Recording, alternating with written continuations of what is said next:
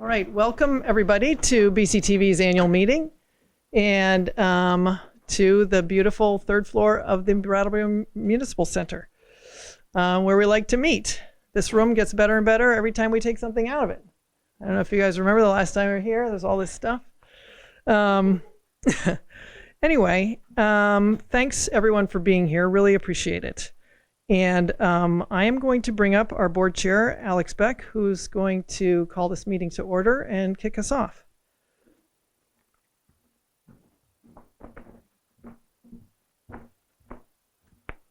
Thank you so much, Cor. I'll start off by reminding folks that this is, I think, the last few years we've really separated our annual celebrations with the business of our annual board meeting. And so we hope that while you do watch the entirety of this meeting, it's just a reminder that we hope to convene all of our producers and the community at large later this fall also. It is a bittersweet moment for me because I'm going to kick off our annual meeting with sharing the news of Cor's imminent retirement. And what Cor has contributed to our community is unquantifiable, monumental, and life-changing for so many of us.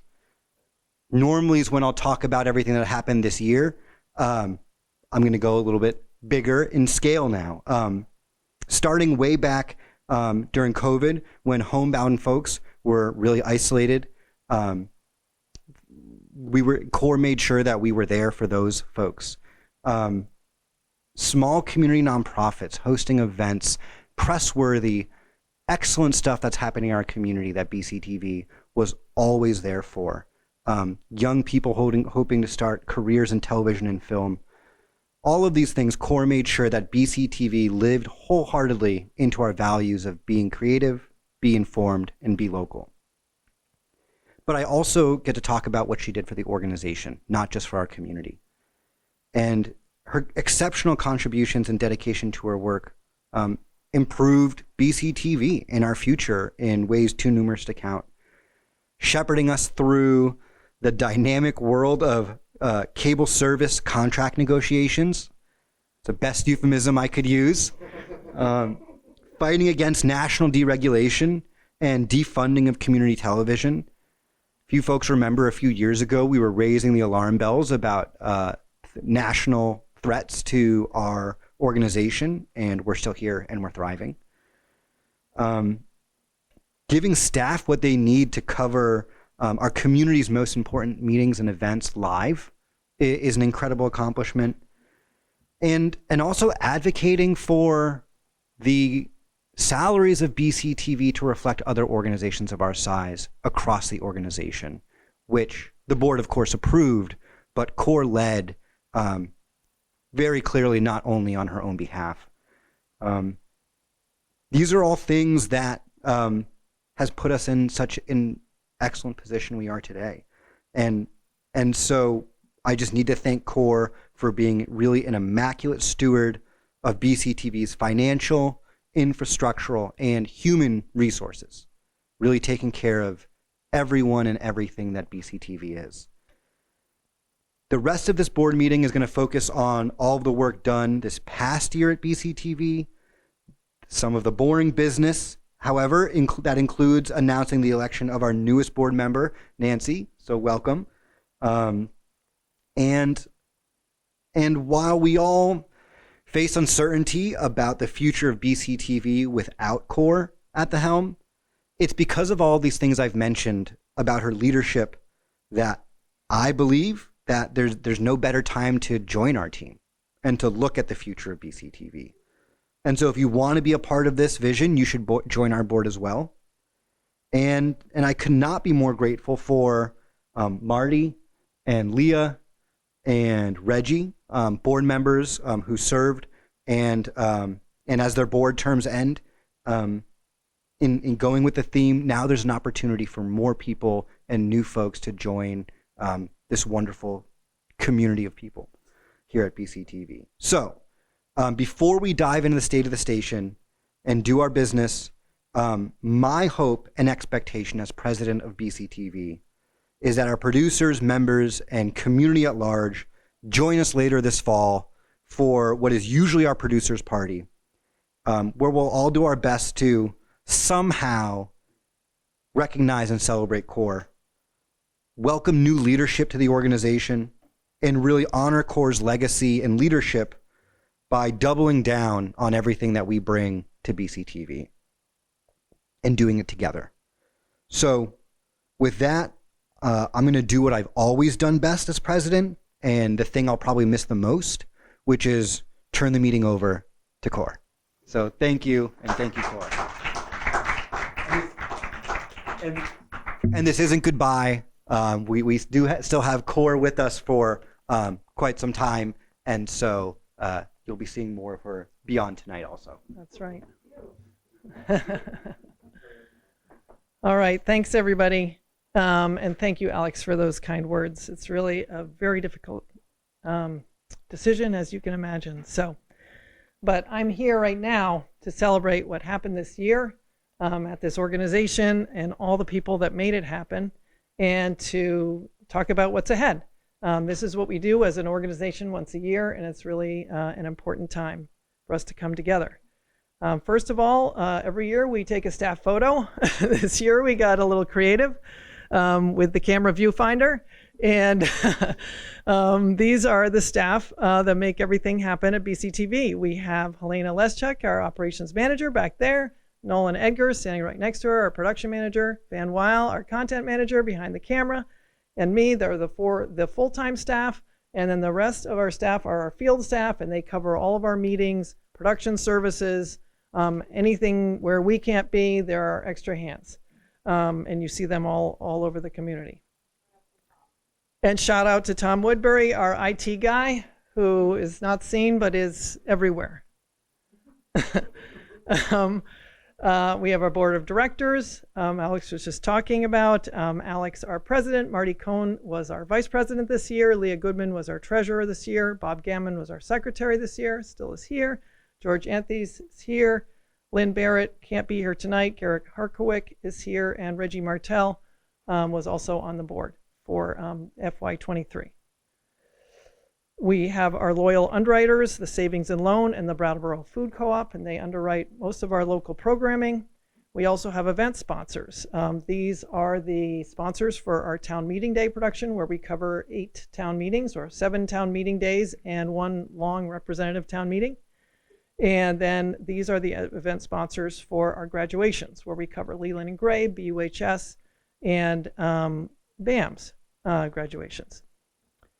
Last year, my theme was BCTV is back in action after COVID. It's hard to believe that only a year ago we were like, wow, we're back in the office. It's incredible. But this year, the theme is it's all coming together. Of course, that's been the theme the whole time, but it really is this time. And this is a picture of the staff and the crew for our 5-camera live stream of Brattleboro Representative Town Meeting that lasted 10 hours. This was the first time the meeting was in person after 2 years of being all virtual, and even longer, all virtual. But anyway, and I'm going to flip the meme, how it started, how it's going, okay? Which is usually how it started, how it's going, right? With last year, I had to break the news to you at this meeting that our channel numbers were being changed by Comcast again for the second time in 2 years. And a lot of frowny face emojis on here. And we had to get the word out to change our channel numbers for again to 1078 and 1079. At that time, we also didn't know that our production manager, Brian Bashaw, who was here for 5 years, was going to step down by the time of the producer party. So that was another challenge. And then how it's going, see, I'm flipping that around, because BCTV and Fact TV in Bellows Falls, we were the ones who got the 2 channel number changes. We were the only ones because it was our county. we are going to be the first in Vermont to get HD channels from Comcast. I think they feel just a little guilty, you know. And here we have a picture of Sean Severance bringing in our HD encoder. And we are told it will be turned on October 3rd of this year. So that's exactly a year later. Also, how it's going, thumbs up, is in December, Nolan Edgar was hired as production manager when I realized he was actually just doing the job in Brian's absence, and also fully qualified. And then we found Van Weil, who is a recent Keene State College graduate who had moved to the area, and brought him in as content manager. And here, these happen to be 2 photos of Van's first week on the job, where we sent him off to cover the Dummerston Select Board meeting, and we had one of our most complex productions, which is Landmark Graduation, and he was sitting there switching the live stream. So learning by doing is a BCTV way. BCTV is in great shape to echo what Alex was saying, we're in a very strong position. Despite those challenges, we sustained the momentum on what we were trying to do, and we ended up building new partnerships. We now have a daily news block. We are doing promos for Gallery Walk. We have our first podcast being recorded in the studio. Increases in FY23, hours of local programming, 100 more hours than our average. Studio use went up, and youth engagement, which is one of our goals, also increased. This daily news block is anchored by Vermontitude as a weekly news show that we were just kicking off last year at this time. And that is being hosted by Fish, and it's a partnership between BCTV, The Reformer, and Great Eastern Radio. We built the studio and bought the equipment, and then Fish learned how to switch the show himself. He records the studio. He sends it to Nolan. Nolan edits it, uploads it to The Reformer, and now it goes out on Tuesdays on reformer.com, which is really great visibility for BCTV. And it's a weekly talk show. Then we also had the Reformer photographer Chris Ratter come to us and say, "Hey, what if I put together a video of my videos for the week?" You know how he creates those little videos on reformer.com. So those come in on a weekly basis. And then Van had this idea that we could put together a news block where it's Vermontitude, it's this news break, WTSA News, which we have daily headlines with Ian Kelly, and also BUHS TV, when they're in session, has school news. So that's at 12 and 6 p.m. on channel 1078. The Town Matters podcast is recorded now in our studio. It's our first audio-only content, and produced by the communications coordinator for the town, Seth Thomas, who you can see over there. We've been walking around the studio and taking a look at the new podcast studio that Nolan's building kind of within our studio, so that we can do more of that kind of content. Gallery Walk promos. Gallery Walk videos were something that the Gallery Walk organization was trying to do and having a hard time keeping going. So we stepped in, and we go there for about an hour on a Gallery Walk and make a quick promotional video. It's high visibility because we're out there in the community wearing our swag stuff, and it's really been fun for everybody. As you can see from the annual report, we had 36 local producers submitting content this year. And we've got some of our dedicated producers, one of our dedicated producers in the audience right here, Wendy O'Connell. And I just put up the amount of episodes so you could see, how much work is being done by these producers. The 5 weekly church services, that really adds up to a lot of content. And you can see Russ and Maria, who are weekly producers of content around the community. More out in the field there on the left. Oh, and those are our numbers: 1,300 hours of local programming and 1,350 programs. We are now celebrating this week, the broadcast of the 200th episode of Here We Are, Brattleboro's community talk show. And we're really thrilled for Wendy to reach this milestone. She started recording in September 2017.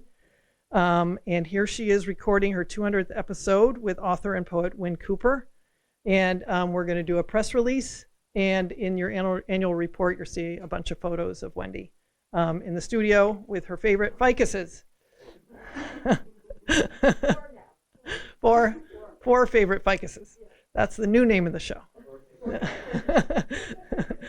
And then over on the staff side, staff produce our open studio, our Meet the Candidates. Anything live streamed is really done by staff. Our meetings, graduations, all of our production services, and major community events like Harris Hill, and before that, Strolling of the Heifers. And then sometimes they have fun with the green screen. This is everybody out and about the community. I spoke about youth engagement. Here we had a lot of great field trips to the studio this year. BUHS TV likes to come and record a show. Wyndham Regional Career Center film program came. That program has been ended, and BCTV has offered anyone in the program a free membership to BCTV so that they can have access to gear and our facilities. Insight Photography brought their video camp to do a talk show about a video they had made. So it's like a nice venue for them to come in and sort of see what a talk show set is like and then use it to talk about the art that they're making. We also had our own video camp come back in its own crazy way. Very fun, very unpredictable. And then we also finally had an intern come back. So that was sort of the last piece of youth to come back from the COVID. We were the winner of an Overall Excellence in Public Education or Government Access Award from the National Alliance for Community Media. And though we submitted a 20-minute montage, we don't have time for that right now. And I'm just going to play a 2-minute clip that has a few seconds from each one. Crime rate in Brattleboro is on the rise. It seems like a softball question, but what's being done about it? The film started before the partition of India and independence of India, so a lot of the artists were relocated to Pakistan. Last jumper of the first round, beautiful takeoff, flying down that hill, way down there. Welcome to the November Gallery Walk. My name's Kate Traskus. There might be some Thoreau holdouts still. I just hated him in high school and college. These lips, oh, can't wait to taste your skin. It used to be that people were very timid about revealing their recovery status.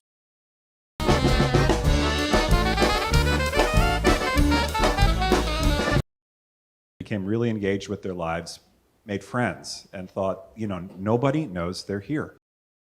So one of the things about mushroom hunting is if you're a beginner and you've never done it before.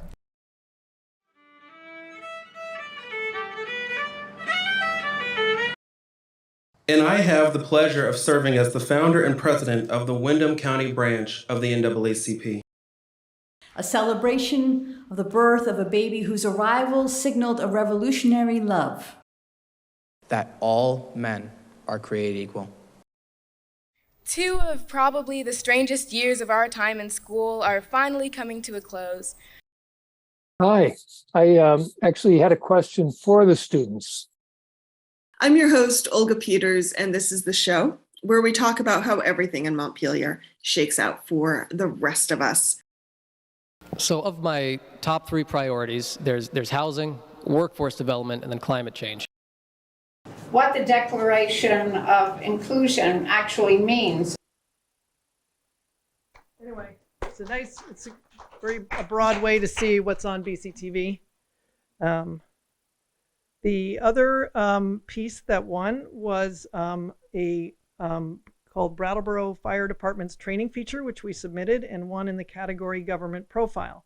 And the producer was Seth Thomas, again, the communications coordinator, Town of Brattleboro. I have a 1-minute clip from that, but maybe that's too much. I don't know. What do you guys think? Yes? Yep. Oh, do it.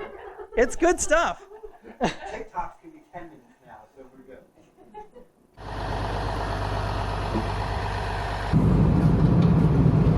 Later, the group meets at a training facility.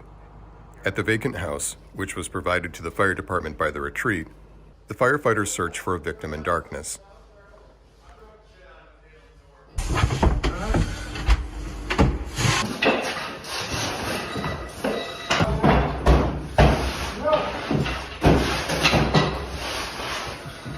The firefighters are working against numerous distractions, including the sounds of radio chatter and their own self-contained breathing apparatus. In a real emergency, they would also have to deal with the noise produced from the fire itself.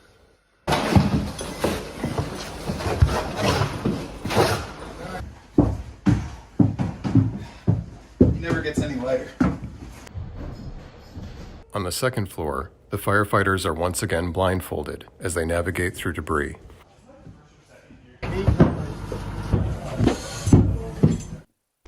And Seth is a new employee at the town, and he's really been a great partner for us. He's creating a lot of good content about municipal departments, which we're just thrilled to share with the viewers.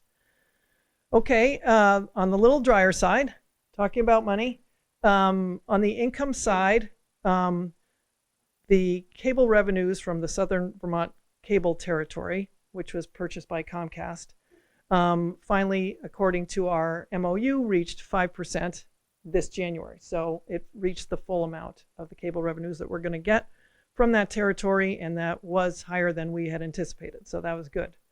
On the other hand, the revenues from the Brattleboro territory declined by $20,000. This is the cable decline that we've been talking about, seeing coming for two and a half years, and it's finally here.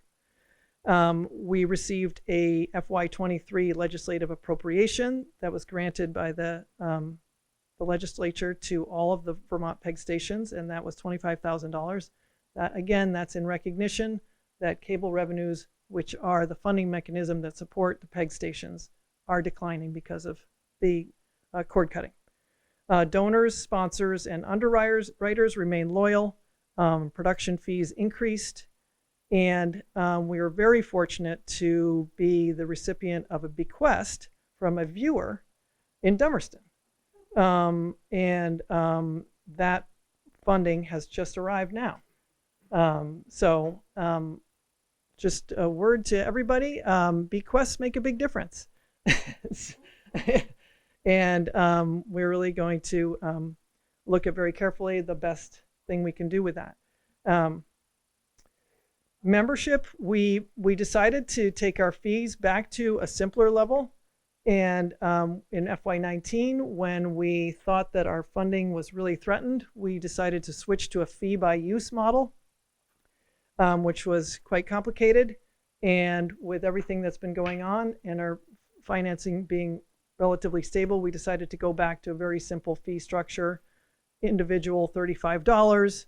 You can check out all the equipment you want. Studio $100. That requires a little bit more training to use the studio.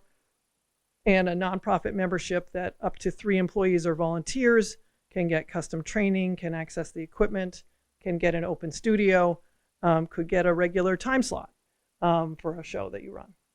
So that's up and on our website. On the expenses side, there was really nothing unusual.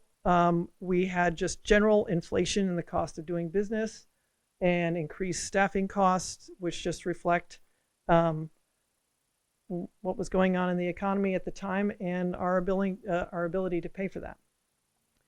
Last year, we talked a little bit about looking around for a new location because the town municipal center here, there had been talk of it being sold and renovated and us going to the basement, and it seemed kind of insecure. So we thought, why don't we take a look around and see if there's somewhere that makes sense.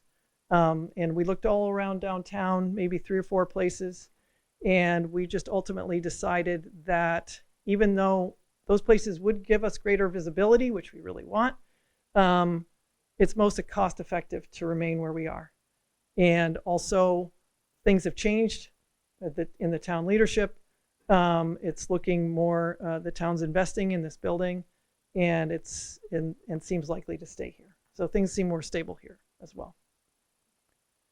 So in general, like everybody, we try and spend less than we bring in.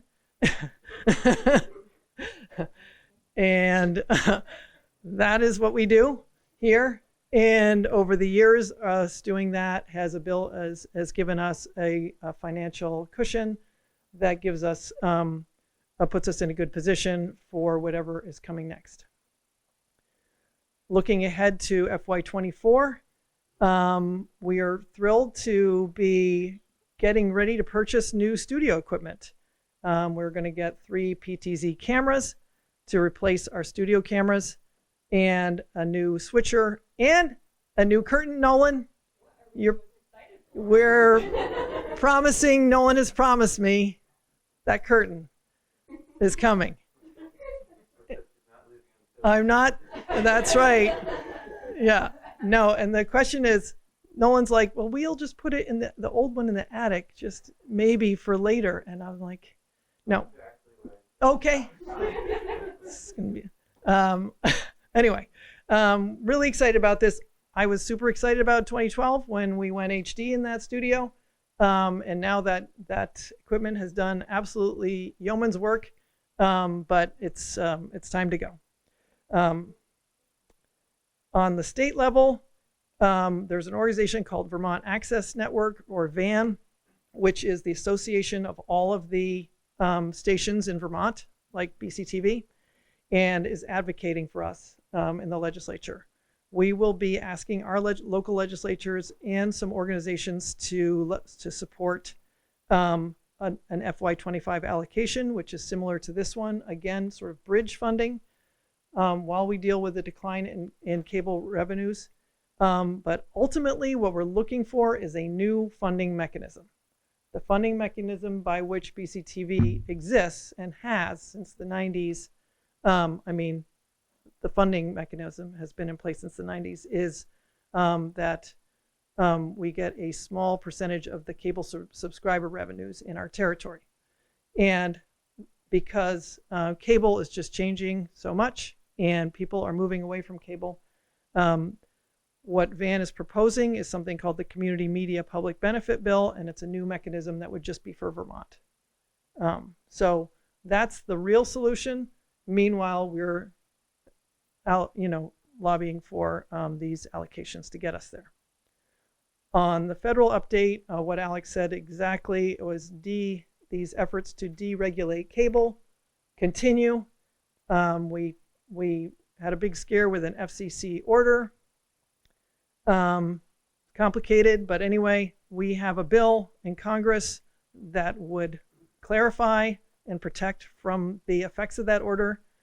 A 5th FCC commissioner has just been confirmed, finally, and they only have 2.5 years left on their term, so the issue could be addressed. But there's also a new threat in the form of the American Broadband Act of 2023, which is a deregulation bill, and that's making its way through the House. So we just haven't seen the end of this. And my update, I did want to read you guys something, because this is a big day for me too. BCTV is in great shape and has challenges ahead as always, but is in a strong and resilient position to face them. As many of you know, I recently experienced a significant personal challenge, and now it's time for me to find what's next for me. I'm extremely proud of what we've accomplished here in 18 years, more than I ever could have imagined, and I'm excited to see the organization reinvigorated and reinvented with a new leader. I'm not retiring from work. I'm just taking a break from being the ED and figure out my next role in the universe.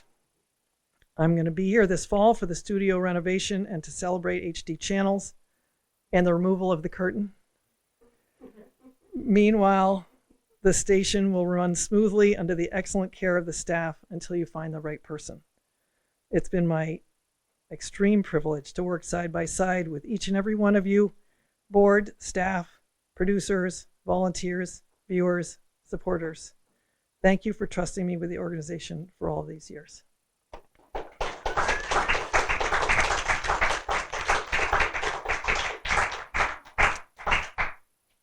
And I want to invite you all to the Producer Awards Party. It's going to be Wednesday, November 8th at the Stone Church.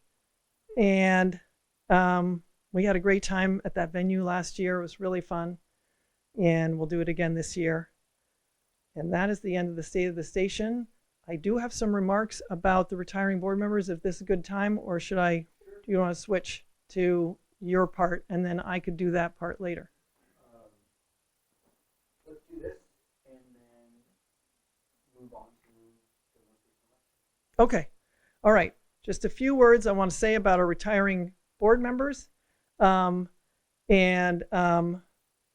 too much to write and too much to say, but Marty Cohn joined the board in 2018. He was a producer at BCTV, Safe Store Matters, 2015, and then he started to show Rotary Cares and then joined the board and was reelected in 2020 to a 3-year term, which has just ended. And he served as vice president.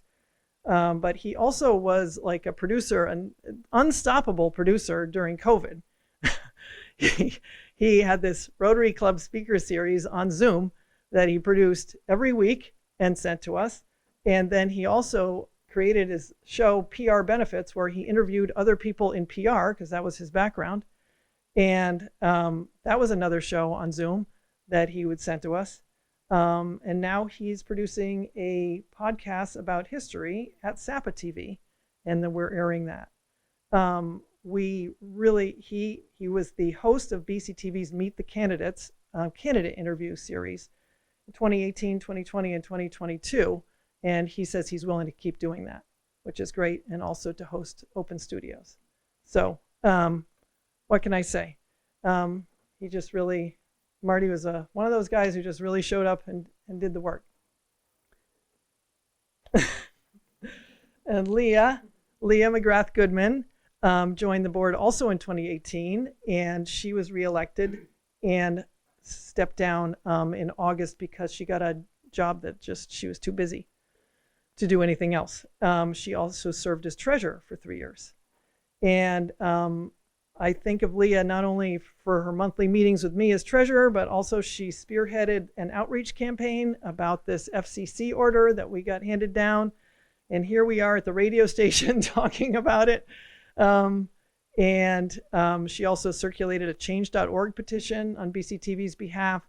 She really went to bat for BCTV and did a great job. And Reggie Martell was appointed to the board in 2021, elected to a 1-year term, and he's choosing not to run for re-election. He has been a producer for years. Brattleboro Historical Society, Turning Point, an absolute ace volunteer for our Harris Hill ski jump. You can see how many volunteers do you think you can put up, in the crow's nest, hanging out over a ski jump for 8 hours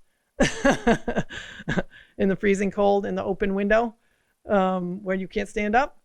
Not many, right? Anyways, it was a pleasure to have him on the board, and I know we're gonna see more of him.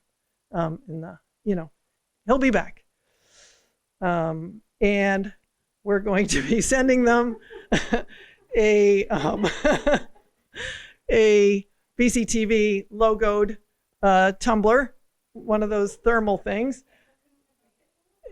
Sorry, it's okay. Okay, I could have asked you to do this. Instead, I made my own arrow. And it's, yeah, something like that.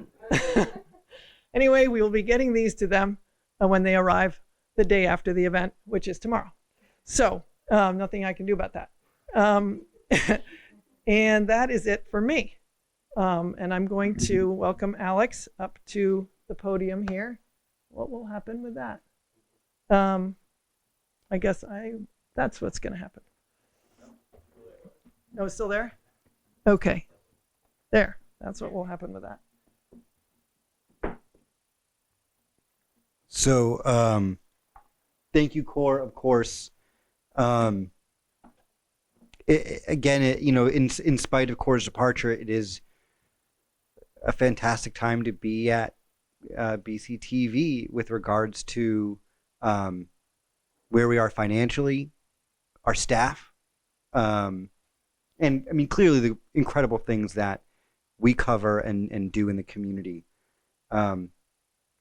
In some part, as you saw, to our board members, and what I see when I see our most recent outgoing board members brought are very different things, unique experiences, unique backgrounds, unique perspectives, all of which pushed BCTV in all the directions it needed to go, and in different directions. And our current board does that also. And so I think that, again, if you are at home watching and wondering how you might want to give back to the community, support the good work being done by others, the best way to do it, in my opinion, might be joining the BCTV board and supporting the organization and the staff in uplifting all the excellent things that are happening in the community.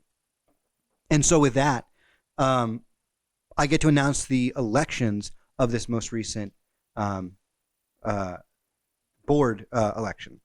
And we have a total of 23 votes, total respondents. And I am pleased to announce that George Anthus, who has been reelected for his second third-year term with 22 votes. I don't know where that 23rd vote went. It may have been you not voting for yourself. I don't know. With all due respect to George, most importantly, welcoming Nancy to our board. So yes, Nancy Wolf got all 23 votes. There is a bio available on the website, and I encourage everyone here today to make sure you get to know Nancy before you leave. And if I haven't made it clear yet, show up to our producers party in November, because I think that is where you really truly get to see the BCTV community at its best, and sometimes in some ways at its worst, in all the good ways. I don't know if we'll do a game show again, Helena, but we'll see. I think with that, yes. And the last but not least, inviting any member comments from folks who are here. We welcome that now. Please feel free. Any comments? And if there are any producers who do have things that they would like to say prior to Cor's final departure from BCTV, just let us know, and I'm sure we can find a way to include you in all that we'll do between now and then. Hearing no questions, I'm going to motion to adjourn the annual meeting of the board. Of the members. Okay. Adjournment to the annual meeting of the board. Eventually I'll get it. And so we don't need to end this meeting formally, do we? Great. With that, I would like to call to order the board meeting for the monthly meeting for the BCTV Board of Directors.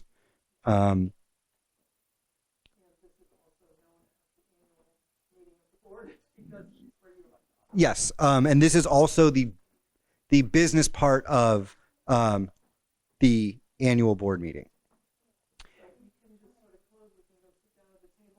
Sure. Great. Thank you all for watching from home. When you do, I know this isn't live streamed this year, but Thank you for all for being here, and we will see you November 8th at the Stone Church. Thank you.